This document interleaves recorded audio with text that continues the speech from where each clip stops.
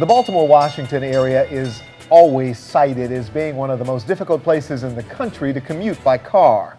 The wasted time, wasted gas, and added wear and tear to your automobile surely add up to a significant toll on you and your pocket.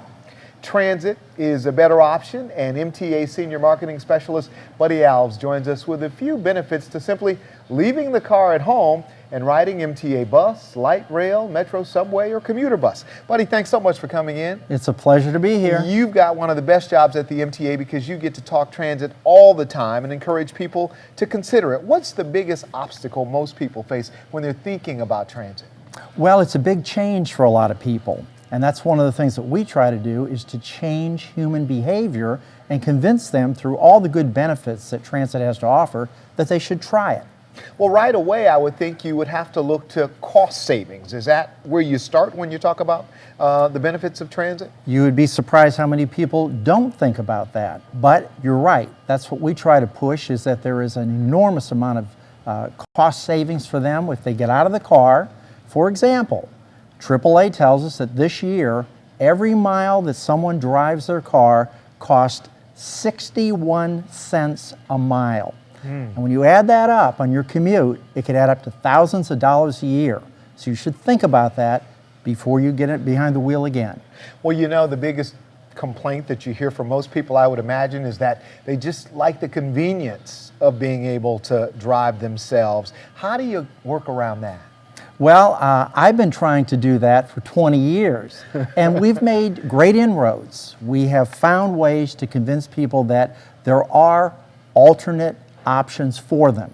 And some of them, of course, are carpooling or van pooling, but in particular, we want to talk about all of the transit that we have in the Baltimore metropolitan area and throughout the state that is at their disposal whenever they need it.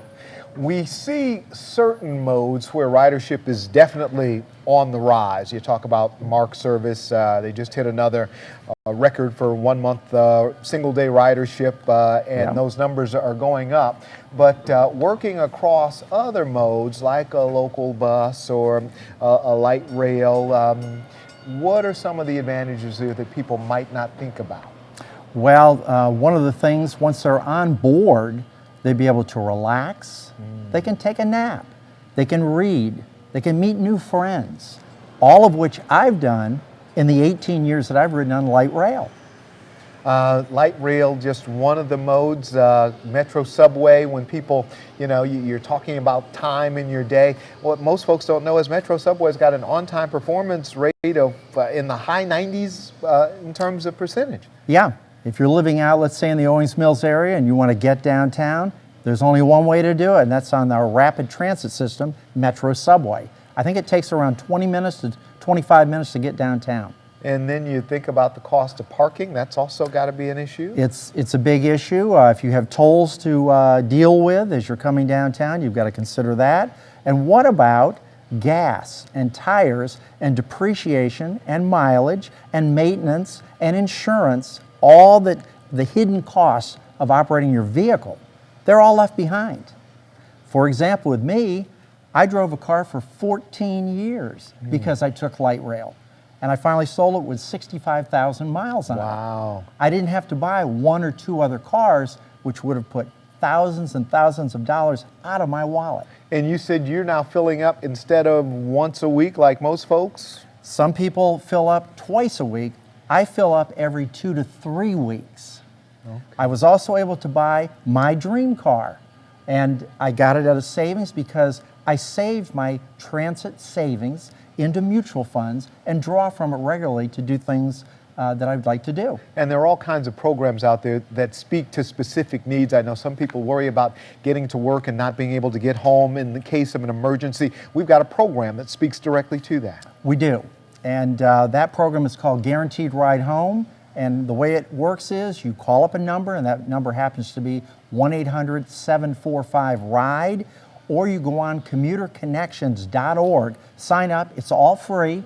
And what it does, if you take transit at least twice a week, you'll get to have free rides home, either in a taxi, in a rental car, or on some other kind of transportation, no cost to you, 4 times a year. Wow. Commuter Choice is another program that I suspect not enough, despite all of our efforts to try and get the word out, probably not enough people know about it.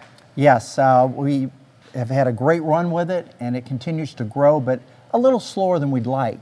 Commuter Choice Maryland allows people, through their employer, to ride on our transit service for less than full fare. So let's think about that for a minute.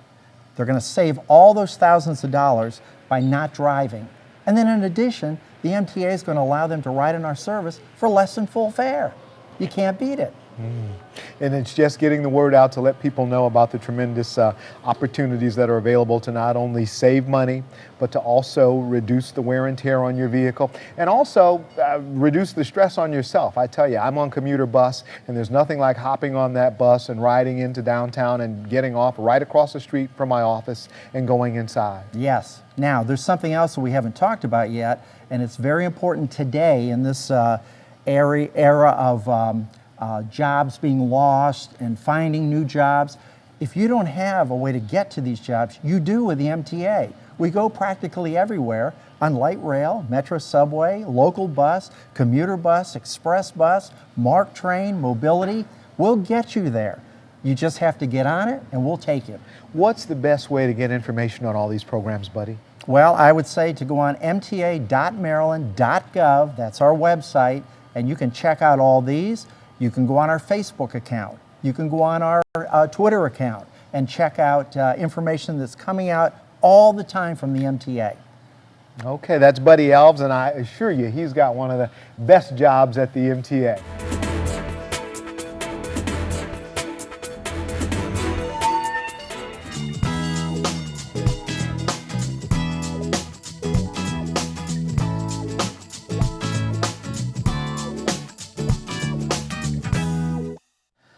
I'm Vern Hartsock, Deputy Director of MTA's Engineering Division. Here's our first Ask the MTA question. My name is Lindsay. I'm from Baltimore, and my question for the MTA is, could you provide a quiet car?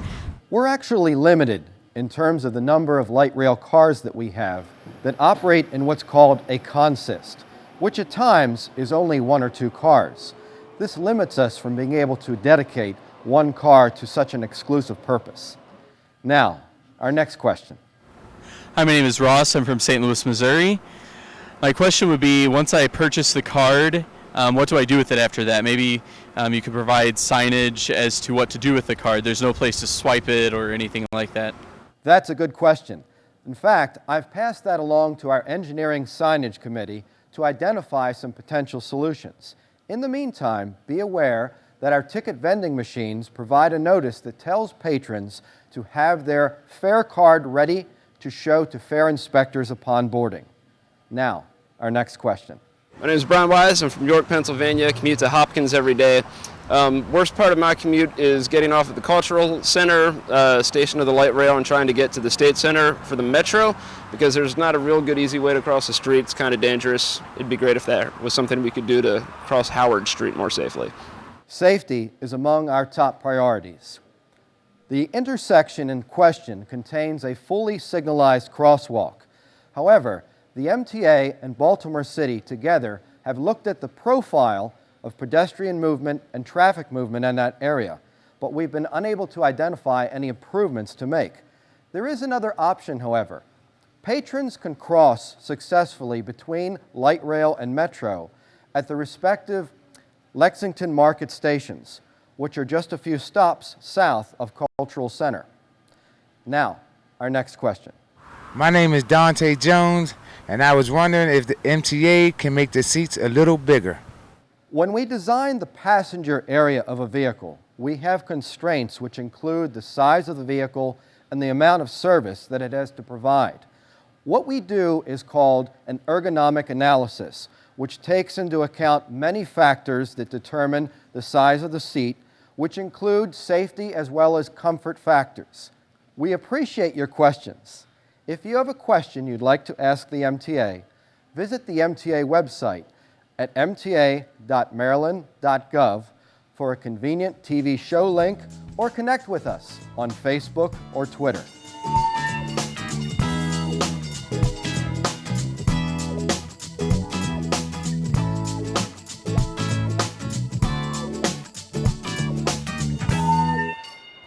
We'd like to thank all of our guests and, of course, thank you for joining us here on MTA Commuter Connections. We'll see you next time. I'm Terry Owens.